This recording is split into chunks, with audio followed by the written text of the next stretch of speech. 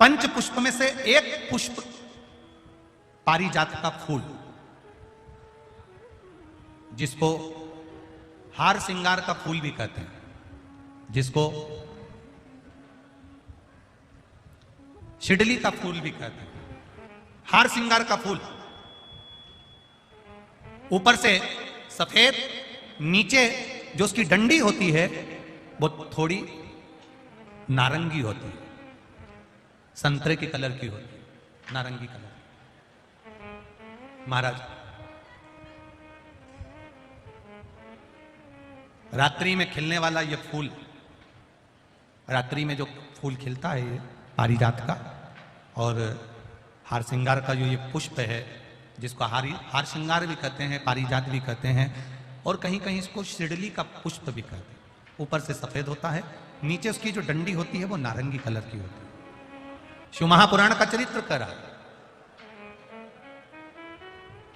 जिस समय पर संतान की प्राप्ति नहीं होती या किसी कारणवश, किसी कारण से हमारे यहां वंश की वृद्धि नहीं होती, तब देवाधिदेव महादेव की आराधना पारिजात के फूल से करी जाती है। अब उस पुष्प को चढ़ाने का एक तरीका है, जरा ध्यान दीजिएगा। पंच पुष्प शिव महापुराण की कथा आप लोग सुनने के लिए बैठे हो, बड़ी आस लगाकर बैठे हो, उसको समझिए। पारिजात का जो फूल शिव जी को चढ़ता है, भगवान देवाधिदेव महादेव को चढ़ता है, जैसे ये शिवलिंग है, मान लो ये शंकर भगवान का शिवलिंग है, ये जलाधारी है, ये जल नीचे गिरने का स्थान। आप लोगों ने पहले कथा सुनी है ना सबने, आपको सबको मालूम होगा।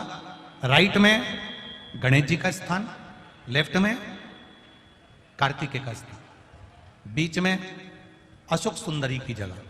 जहां पर यह शिवलिंग रखा है वो माता पार्वती जी का हस्त कमल, शिवलिंग के रूप में, शंकर भगवान के रूप में यह शिवलिंग है। ऊपर से जो एक एक बूंद जलाधारी नीचे गिरती है वो शंकर भगवान की 5 लड़कियां, जया, विषहरा, शामली बारी, दौतली और देव, ये शंकर जी की 5 बेटियां। वंश वृद्धि के लिए, कार्य सिद्धि के लिए, वैभव प्राप्ति के लिए, या अपने हृदय की सुख समृद्धि के लिए, संतान प्राप्ति के लिए पारिजात हार श्रृंगार के फूल की शिव जी को आराधना होती है। हार श्रृंगार का जो पुष्प होता है, अशोक सुंदरी वाली जगह पर हम पारिजात के पुष्प को समर्पित करते हैं। उसकी डंडी का जो मुख है वो शिवलिंग की ओर होता है जब अपन अशोक सुंदरी पर चढ़ाते हैं, और फूल का मुख इधर होता है। वापिस उसी पारिजात के पुष्प को उठाकर हम माता पार्वती जी के हस्त कमल पर, जो गोल हस्त कमल है, वहां समर्पित करते हैं। उस जगह पर माता पार्वती जी की ओर से जो पुष्प समर्पित किया जाता है, उसकी डंडी पारिजात की हमारी ओर होती है, पुष्प का मुख महादेव की ओर होता है। तीसरी जगह, जब हम पारिजात के पुष्प को अशोक सुंदरी पे से उठाकर जगत जननी के हस्त कमल पर रखते हैं, हस्त कमल पे से उठाकर देवाधिदेव महादेव के शिवलिंग पर रखते हैं, उस समय पर पारिजात के पुष्प की डंडी शिवलिंग के ऊपर होती है और फूल का मुख अपनी ओर होता है। इस जगह पर पारिजात के पुष्प की डंडी के केसर से ही महादेव को त्रिपुंड लगाया जाता है और महादेव से प्रार्थना करी जाती है। अब पारिजात के फूल का केसर कैसे बनाना है वो भी एक बार आप लोग अच्छे से समझे।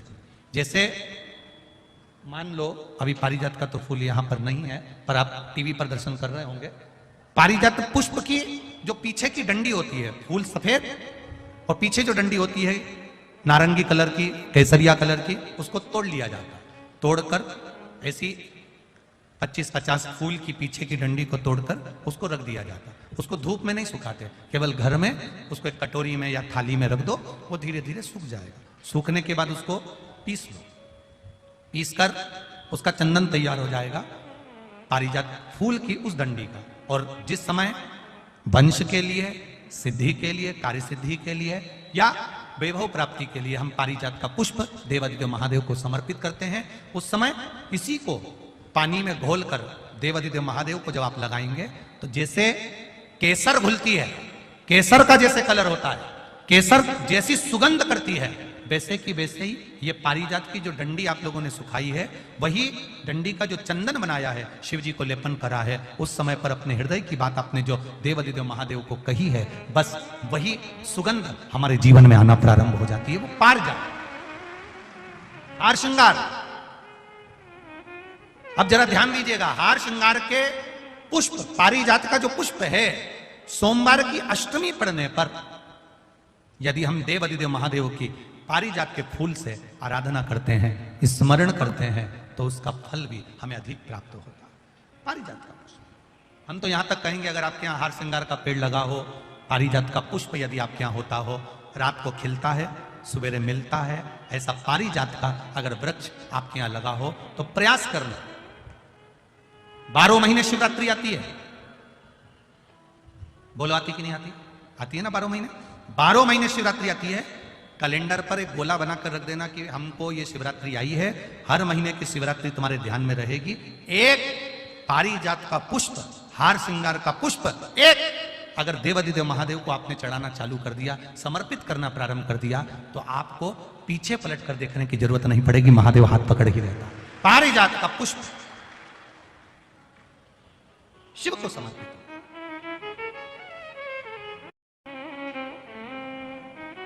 सफेद कलर का पुष्प है, आप टीवी पर दर्शन कर रहे होंगे, केसरिया कलर की, नारंगी कलर की उसकी डंडी है, भगवान शिव को समर्पित।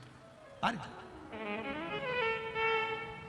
जब हम देवादिदेव महादेव को जल समर्पित करते हैं, भगवान शंकर को जब हम जल चढ़ाते हैं, उस समय पर भी भगवान को, अगर तुम्हारे पास में थोड़ा सा पारिजात की जो डंडी है सुखाई है, आपने पारिजात फूल के नीचे की जो डंडी है उसको तुमने सुखाकर अगर चंदन बनाया है, तो वो चंदन आप प्रतिदिन भी देवादिदेव महादेव को समर्पित कर सकते हो। पारिजात पुष्प। एक बात और हमारे स्मरण में रहे,